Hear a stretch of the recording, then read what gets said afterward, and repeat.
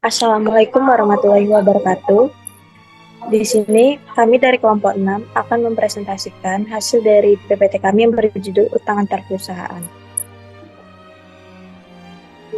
Berikut adalah nama-nama anggota kelompok 6. Yang pertama, saya sendiri Anissa, kedua Delvira, yang ketiga Arya, keempat Rafli, dan yang terakhir Halalika.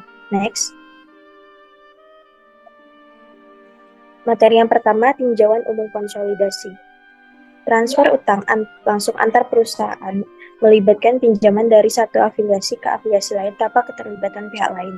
Contohnya adalah piutang atau usaha yang timbul karena penjualan kredit dari anak perusahaan dari penerbitan wesel bayar dari satu afiliasi ke afiliasi lain untuk peminjaman dana operasi. Transfer utang.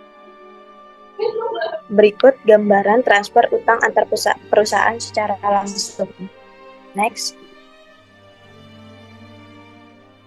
Dan ini gambaran transfer utang antar perusahaan secara tidak langsung. Next. Tinjauan umum konsolidasi. Sebagai contoh, PT Anak meminjam dana dengan mengeluarkan instrumen utang misal wesel atau obligasi ke PT non-afiliasi. Oleh karena itu, PT Induk mengakuisisi utang PT Anak secara tidak langsung melalui perusahaan non-afiliasi.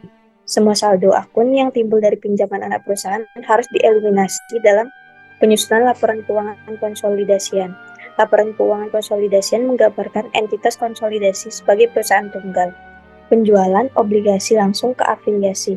Pada saat perusahaan menjual obligasi langsung ke afiliasi, semua pengaruh dari utang harus dieliminasi dalam penyusunan laporan keuangan konsolidasian.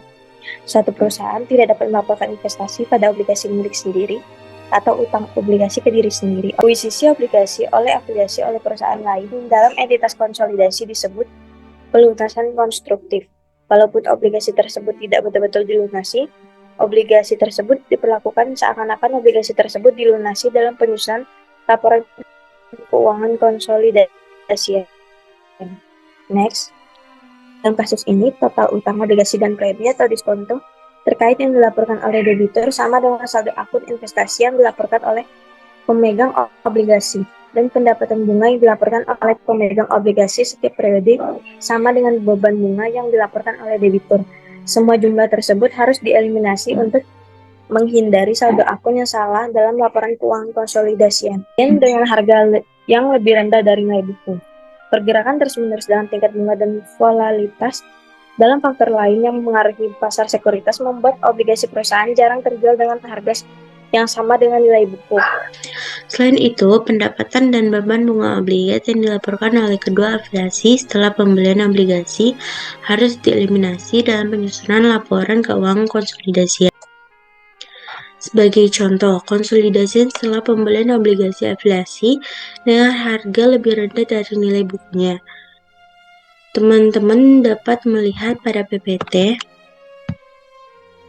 Selanjutnya, transaksi obligasi dari PT Anak dan PT Indo tampak sebagai berikut, yaitu melalui PT Anak, lalu PT non-afiliasi kepada PT Indo. Berikut adalah jurnal liabilitas obligasi pada tahun 2000X1. Berikut lanjutannya. Berikut adalah jurnal investasi obligasi 2000X1. Berikut adalah perhitungan keuntungan pelunasan konstruktif obligasi. Alokasi keuntungan pelunasan konstruktif. Dapat 4 pendekatan yang digunakan dalam praktik. Pertama, untuk afiliasi yang menerbitkan obligasi. Yang kedua, untuk afiliasi yang membeli obligasi. Yang ketiga, untuk induk perusahaan. Yang keempat, untuk perusahaan yang menerbitkan dan membeli obligasi berdasarkan selisih antara nilai catat obligasi di pembukuan mereka pada tanggal pembelian dan nilai nominal obligasi. Berikut adalah jurnal metode ekuitas dasar 2000X1. Berikut adalah laba versi konsolidasi 2000X1. Berikut adalah kepentingan non-pengendali 2000X1. Berikut adalah jurnal liabilitas obligasi 2000X2. Berikut adalah jurnal investasi obligasi 2000X2. Pembelian obligasi dengan harga lebih tinggi dari nilai buku. Obligasi afiliasi yang dibeli dari non-afiliasi dan harga lebih tinggi dari nilai buku tetap mengikuti prosedur konsolidasi yang telah dijelaskan sebelumnya. Hanya jika terjadi pelunasan konstruktif obligasi akan ada pengakuan kerugian dalam proses konsolidasi. Sebagai contoh akan dilampirkan di dalam video. Next. Untuk pembayaran tunai tahunan dan pendapatan bunga. Next. Karena obligasi dikeluarkan pada nilai nominal, maka nilai tercatat dalam pembukuan PT Anak tetap sebesar 100 juta. Oleh karena itu, PT Induk membeli obligasi dari non-afiliasi. Berikut adalah ayat jurnal eliminasi obligasi yang diperlukan dalam penyusunan kertas kerja konsolidasi. Next. Untuk ayat jurnal yang diperlukan dalam kertas kerja konsolidasi pada akhir tahun 2003 dan bagaimana cara mengeliminasi kepemilikan obligasi antar perusahaan. Next.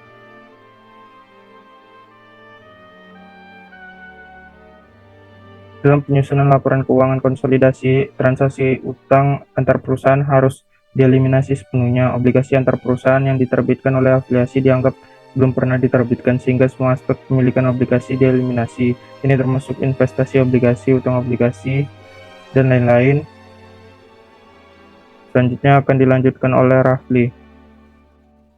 Tentang transaksi utang antar perusahaan dengan metode ekuitas disesuaikan tentu dengan metode biaya. Prosedur konsolidasi yang digunakan berdasarkan terdapat dua metode, yaitu metode ekuitas dan metode biaya. Contohnya adalah PT Anak menerbitkan obligasi dengan nilai nominal 100 juta dan jangka waktunya 10 tahun harga 110 juta.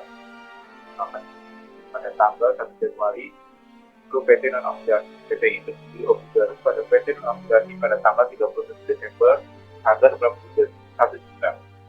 Hitungan pelunasan tahun 20 dalam ilustrasi ini adalah 800 yang dihitung sebagai berikut. Untuk mencatat dividen, pada sisi debit ada kas senilai 24 juta dan sisi kredit yaitu ada investasi pada saham PT Anak. Selanjutnya adalah untuk mencatat pendapatan dari hitungan metode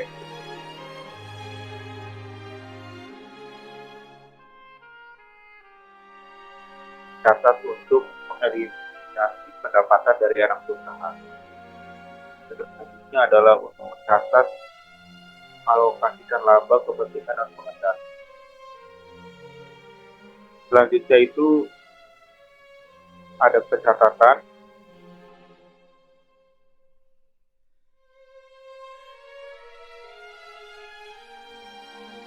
dan saldo laba pada tanggal 1 Januari di kredit area itu ada ayat jurnal metode kita disesuaikan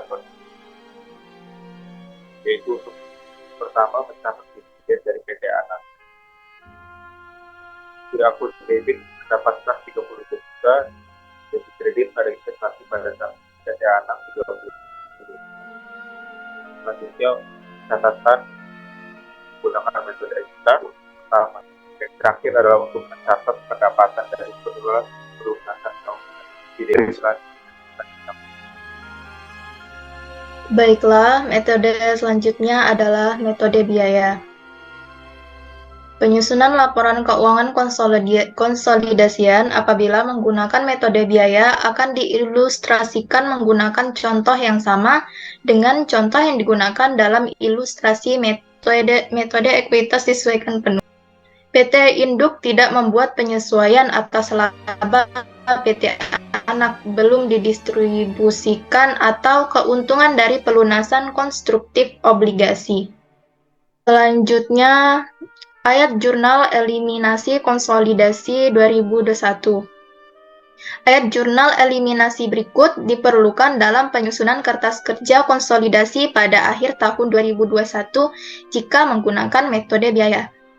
Selanjutnya, ayat jurnal eliminasi konsolidasi 2022. Hanya itu yang dapat kami sampaikan, lebih dan kurangnya kami minta maaf. Wassalamualaikum warahmatullahi wabarakatuh.